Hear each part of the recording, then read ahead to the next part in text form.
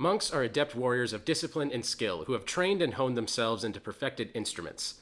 Druids are masters of nature and primeval magics, capable of transforming themselves into beasts. You put them together, and you get karate bears. Monk Druids harness the forces of nature and tap into the potential within themselves to make for some incredibly skilled animal warriors with stunning fists, tusks, and sometimes hooves. So stick around for today's video if that sounds interesting to you.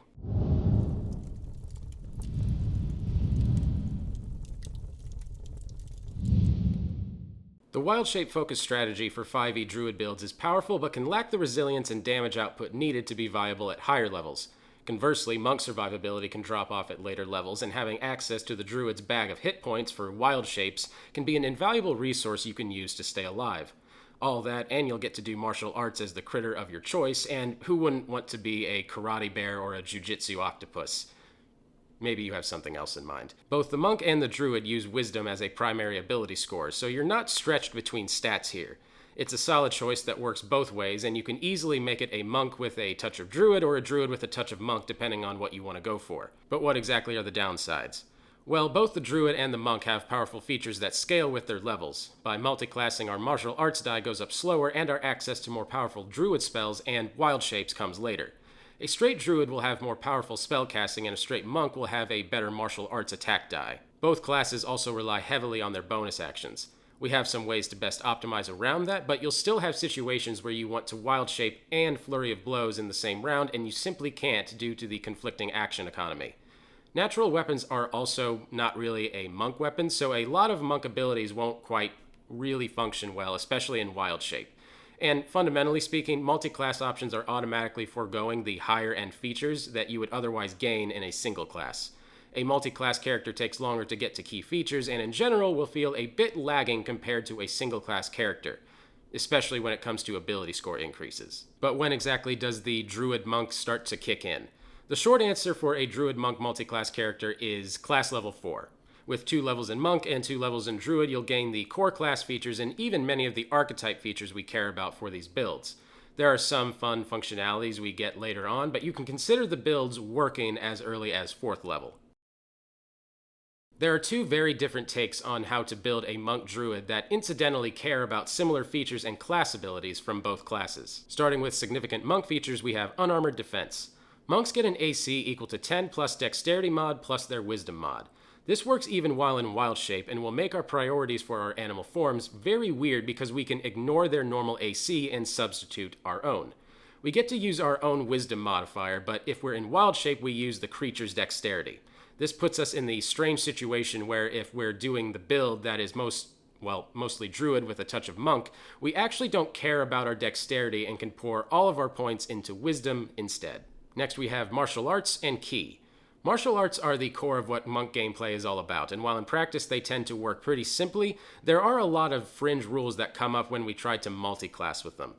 The sad truth is that natural weapons, such as those you'd use in wild shape, don't count as simple or martial weapons, and they're not unarmed strikes either. There's also no way in the rules as written that we can treat them as Monk weapons. Your DM might allow a little bit of tweaking of the rules here and there, but for now, know that practically every part of the Monk's kit and your key abilities will work in wild shape, but you won't be able to make a free unarmed strike when you make an attack using a wild shape's natural attack. You can still Flurry of Blows though, just so long as you make a single natural attack or even a creature's multi-attack option so that you can also Flurry of Blows. Next we have Unarmored Movement. Very simply, Monks get to move faster, and this bonus applies while you're wild shaped as well. It's not an absolutely needed feature, but it definitely helps our martial combat strategy if we can position and reposition ourselves very easily. And then we have the self-explanatory Extra Attack. Monks, like most martial classes, pick up an extra attack feature at 5th level. If we're using wild shapes, this is kind of an iffy benefit, as extra attack does not work as a wild shape multi-attack. It can let us make 2 attacks with a natural weapon though. And then we have Monastic Tradition. There are a few options for your Monk archetype, and what you go with will mainly depend on if you're primarily going to focus on the Druid's wild shape feature. For now, know that we care quite a bit about which tradition you select, and particularly the features you initially gain with the selection at 3rd level. Now let's move on to the significant Druid features that we care about, starting with the big one, Wild Shape. And I could probably do a whole video about Wild Shape for even a normal Druid, all of the weirdness and applications. And if that's something that you want, please let me know down in the comments. It also has some very strange interactions with our monk features that will take a bit more explaining, but one way or another, your build cares about Wild Shape, so just know that for now. Next we have spellcasting. As Druids are primarily spellcasters, and even a small dip into Druid provides access to powerful cantrips, healing spells, and highly damaging concentration spells. Druids aren't normally blaster casters, but if you can maintain concentration, you can deal huge amounts of damage over time using spells like Moonbeam and Call Lightning. And then we have Druid Circle. We care a ton about our Druid archetype here, and it's really just a choice between 2 options, Circle of the Moon or Circle of Spores. Circle of the Moon is the go-to Wild Shape focus archetype, and is what we want to go with if we focus on our Druid half and doing Flurry of Blows as a bear. Circle of Spores, on the other hand, uniquely adds a bonus d6 of necrotic damage to every melee attack we make, and that includes all those unarmed monk strikes. We go for the fungus on builds that can focus more on our monk capabilities with a dip into Druid. Both monks and Druids care about essentially the same primary scores, Wisdom and Dexterity, and they both have a secondary concern for Constitution. However, depending on how we build this multiclass, our priority for these scores skews quite a bit. If we plan on primarily focusing on our monk features with a touch of Druid, then all of the above applies as normal. We want our Wisdom and Dexterity as high as possible, with Constitution as our 3rd highest score. However, if we are going to focus on our Wild Shape ability and plan on spending most of our combat time entirely in a Wild Shape, then strangely we don't care about Dexterity or Constitution, since our physical scores will be replaced with those of whatever beast we change into. That leaves just Wisdom as one of our core stats that should get all of our attention. Wisdom drives our spellcasting out of combat, and in combat it will increase our AC thanks to the Monk's Unarmored Defense feature. And regardless of your build, you can regard Strength, Intelligence, and Charisma as dump stats, as they'll have very little impact on our abilities. Lastly, these are scores lower than we'd want them to be anyway, but the minimum requirements for Druid and Monk multiclassing are at least 13 Dexterity and 13 Wisdom. So for the build to function at all, you'll need to hit at least these minimums. When it comes to what race you should play, if you really want to focus on the Wild Shape plan, then really only Wisdom matters to us, but going for a more balanced build or a heavy monk build means we should be taking both Wisdom and Dexterity into account.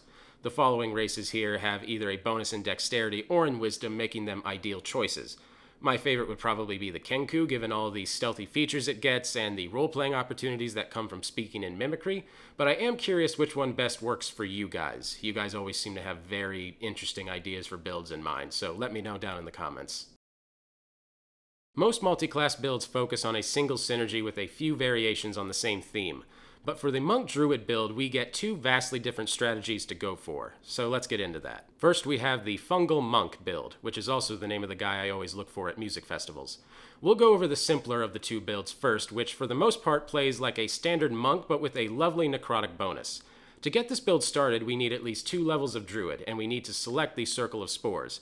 The Circle of Spores gives us a lovely mushroom motif to start, but the feature we really care about is Symbiotic Entity. Rather than transforming into an animal, Symbiotic Entity lets us buff ourselves with mushroom power for the next 10 minutes as an action. While we're mushroom buffed, we gain 4 temporary hit points for Druid level, and every single melee attack we make deals an additional 1d6 necrotic bonus damage. This functions with things like Flurry of Blows, and the potential damage output we can get from this is rather insane. With 2 levels of Druid and 2 levels of Monk, our mushroom-enhanced Flurry of Blows with a quarterstaff will be dealing an average of 29 damage, 1d8 plus 2d4 plus 3d6 plus 9, over 3 attacks, assuming a 16 dexterity. This all gets even more nasty once we hit with our extra attack, and when we get our martial arts die to increase. Even just the bonus attack from standard martial arts really pushes the damage output through each extra melee weapon attack. We also get to utilize our reaction due to the Halo of Spores feature we also gain at our 2nd Druid level. Whenever somebody moves within 10 feet of us or starts their turn there, we can have them choke down some spores as a reaction, forcing them to make a con save or to take 1d4 necrotic damage, which is doubled to 2d4 if we've got our mushroom power flowing. It'll usually be weaker than normal opportunity attacks, but it's a lot more dependable. The catch to all of this is that we only keep our bonus necrotic damage up so long as those temporary hit points are remaining. The other catch is activating our mushroom powers takes an action, which seriously limits its combat application. However, since it lasts 10 minutes and Wild Shape uses recharge on a short rest, you should reasonably be able to mushroom up whenever you think combat is likely. And you should have a round or two of your extra damage to stack on before an enemy gets a good enough wallop in to soak up all of your temporary hit points. With that in mind, I recommend the Way of the Drunken Master for our Monastic Tradition as a solid choice on this build. The Drunken Technique feature lets us do our damage and then drunkenly scurry away without reprisal, which should hopefully make sure we keep these temporary hit points as long as possible. Ideally, you'll want as many monk levels as possible for a larger martial arts die and more attacks, but more druid levels means access to better druid spells and more of those temporary hit points. I found the right mix at minimum to be 2 druid levels and 18 monk levels, and at most 5 druid levels and 15 monk levels. 5 druid levels gets you a solid 20 temporary hit points and up to 3rd level druid spells. And then we have the Kung Fu Direwolf build. This is the more complex of the two builds because for this we want to focus on our Wild Shape ability, but with a dash of martial arts. For this build, we're primarily a druid with just a dip of monk, and we want to spend most of our time in beast form instead of our normal form. To start with, we'll be going with the Circle of the Moon feature, as it's the mandatory option for any build that wants to use their wild shapes for combat. Then all we really want from our monk levels is the monk unarmed defense feature gained at 1st level, and the key feature we gain at 2nd level that has the Flurry of Blows ability wrapped up into it, along with the patient defense and Step of the Wind abilities. All of these features still function in wild shape, though they interact in some decidedly strange ways. We don't technically need to get up to 3 levels of monk for this build, so we don't necessarily have a monk archetype in mind. But if you do, I recommend going for the Long Death tradition, as it will give you regular boosts of temporary hit points as you tear through enemies as a martial artist capybara, or whatever other kind of creature reflects your worldview. Fundamentally, this strategy is the same for a normal Circle of the Moon druid. You stay in wild shape in most situations and fight using the higher CR options that Circle of the Moon provides. For builds touching on monk but focusing on our druid wild shapes, we want to optimize for damage output and survivability when choosing our beast form. Unarmored defense means we should favor forms with a high dexterity score, since that will typically mean a better AC. We should also be very aware of the strange action interactions at play here. For instance, a beast's multi-attack does not use the attack action and instead is its own weird action that just so happens to include attacking. And I know that's confusing.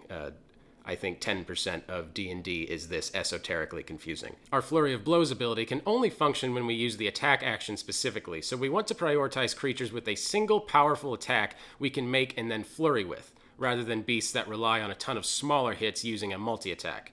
5e druids limit our access to wild shapes by challenge rating and, at least at early levels, by their swim and fly speeds. For ease of reference, we'll categorize the optimal forms by your druid levels. We're also going to assume a wisdom of 18 for those builds, as you'll be wanting to get to 18 wisdom as soon as possible. Also be aware of each beast's strength and dexterity scores when it comes to your unarmed strikes. Martial arts say we can use our dexterity instead of strength for them, but we obviously want to use whichever is highest when we do our Flurry of Blows attacks. At only 2 druid levels, you'll still have access to comparatively quite powerful challenge rating 1 beasts, but you're still limited by swim and fly speed.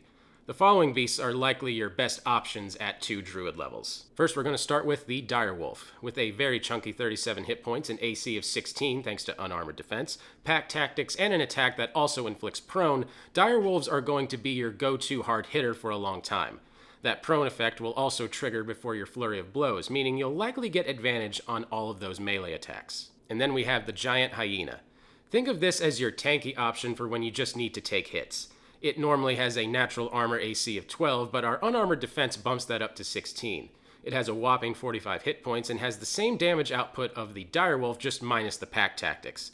It also has a fun rampage ability where it gets to make an additional attack if it finishes an enemy off, which makes it an attractive option if you know you're going to face numerous but weak enemies. Rampage uses our bonus action, however, but think of it as a decent option when we're just out of key points. And then we have the Spider King. This one is a bit of a stretch that your DM may not allow, I understand that, but it's a variant of the standard giant spider from the Out of the Abyss adventure, which is much better and has it has an extra head. It technically meets all the limitations for wild shape, but it's significantly better than many of the other options at this challenge rating. It normally has a natural AC of 14, but with our unarmored defense, we can get that up to 17. It also has 44 hit points and a bite that can potentially deal 3d8 plus 3 damage if they fail a con save. As a 4th level druid, we don't get any higher challenge ratings, but we do finally get to take beasts with a swimming speed. Mostly, our best options are the same as the 2 druid levels, but with a couple nasty additions. First, we have the giant octopus. Giant octopi are beefy creatures with 52 hit points and an 11 natural armor bonus improved to 15 by our unarmored defense. They almost have enough hit points to justify their use out of the water as well. Their attack has a 15-foot reach and has a very nasty and basically free grapple attached to it, making this a promising grapple monster if not just a damage sponge. Also, a very high swim speed makes this an obvious choice if you're actually underwater. And then we have the giant toad, which is a bit of an iffy one compared to the giant octopus. You drop all the way back to 39 hit points. With an unarmored defense, you're still at a 15 AC as well. What makes it interesting is the swallow ability that can let you literally eat smaller targets and boil them down with acid damage.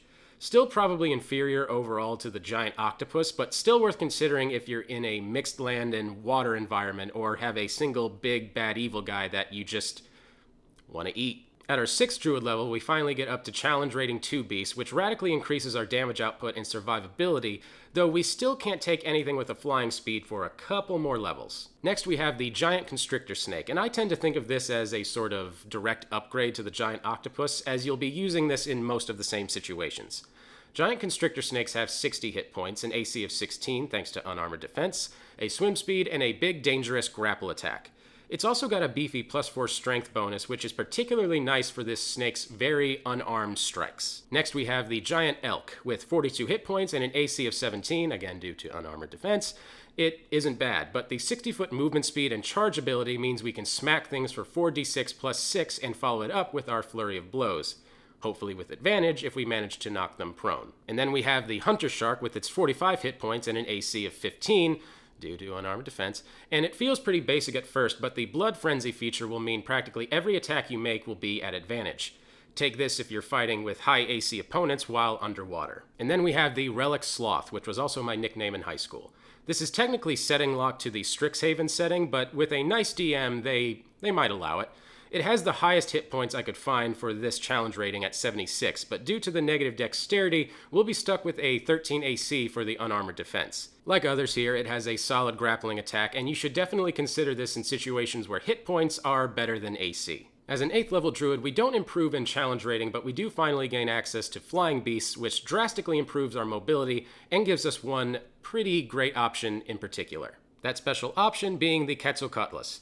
This flying dinosaur's stats don't look great at first, with only 30 hit points and a 15 AC, thanks to unarmored defense, but since it has the flyby feature and an insane 80-foot fly speed, you'll be able to harass anything that can't fight at range with impunity. Each dive attack bite will do an amazing attack with 6d6 plus 2 damage, and we can still make our flurry of blows on the fly, making this my uncontested top pick for your flying beast of choice. As a 9th level druid, we finally get to take challenge rating 3 beasts, which gives us a damage increase and upgraded hit points yet again. Starting with the giant snapping turtle, found in the Tomb of Annihilation, this big snappy boy has a decent AC of 17 even without unarmored defense, and a solid 75 hit points, making this your go-to tank for when you just need to stay alive.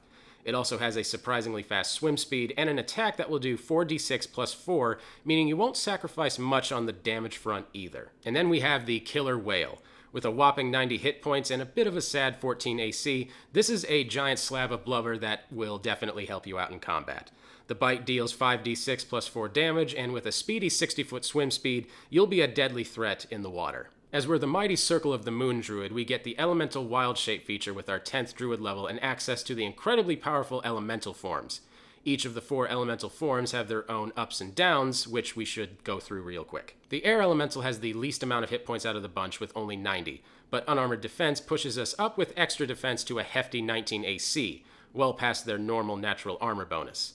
The big draw here is the 90-foot fly speed, which is obviously amazing in any situation where maneuverability is important. You can even move through narrow pinholes and enemies. The whirlwind attack is interesting, but not great against most solid targets you'll be fighting at this level. Take this when the fly speed is needed or you're facing a mob of weaker foes. The Earth Elemental is easily the sturdiest of the bunch with 126 hit points, but sadly because of the terrible dexterity score, we'll be stuck with an innate 17 AC. The big draw here is the Earth Glide ability. It only counts non-magical and non-work stone, but that still leaves a lot of situations and caves you can stroll right through. Take this one if the area is earth glidable or if you just need a solid wall of tank hit points. The fire elemental is arguably the best damage dealer of the bunch. Your touches will do 2d6 plus 5 fire damage, but will also light them on fire for another 1d10 every round. Sneakily, your unarmored defense also pushes this to a 17 AC, and with 102 hit points, you're still quite tanky. Take this form if you're interested in doing as much DPS as possible. With the Water Elemental, we have an unarmored defense that gives us 16 AC, and with 114 hit points, this is a solid tank option. Water tank option. There's a joke there somewhere. Functionally, this is similar to the Air Elemental, and this is your best choice in an underwater environment. It also vies for the best damage dealer, as the Whelm attack can potentially hold enemies down and keep them down, dealing 2d8 plus 4 every round so long as you keep grappling them. As a 12th level druid, we gain access to challenge rating 4, but since we already gained access to the challenge rating 5 elementals a couple levels ago, I was hard-pressed to find any animal form that came close to competing with our existing options. I dug deep, though, and found one option that gives elementals a run for their money. The two-headed plesiosaurus. I found this guy squirreled away in the Tortle package, and it's exactly what it sounds like. A plesiosaurus with 2 heads.